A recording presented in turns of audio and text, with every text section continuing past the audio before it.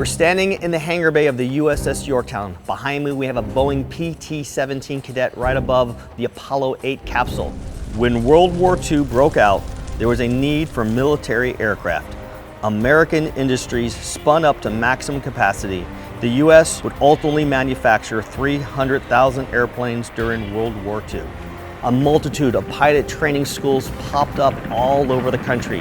The Stearman Model 75 was the workhorse of military flight training and honed the skills of thousands of military pilots.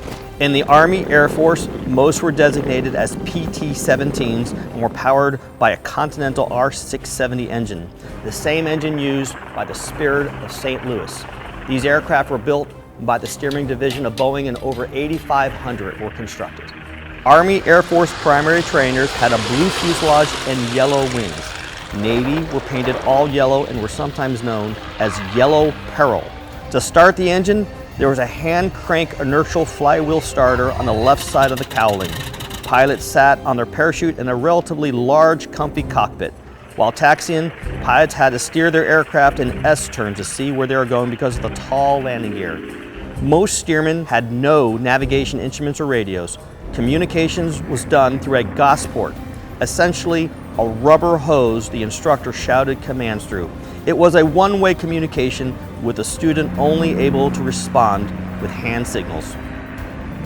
Because of the tall landing gear and high center of gravity, it was touchy on takeoffs and landings, and crosswinds required a lot of rudder to control. There is a saying, there are two types of Stearman pilots, those who have ground looped and those who will. For primary training, student pilots would fly the Stearman for 60 to 65 hours before moving on to more advanced airplanes. Until their first solo flight, pilot trainees were known as dodos. Pappy Boeington, John Glenn, Ed McMahon, and George H. Bush all learned how to fly in a Stearman. But flight training was not without its own risk. Over 13,000 men died in training accidents without ever leaving the United States, having never faced a Messerschmitt or Zero fighter in combat.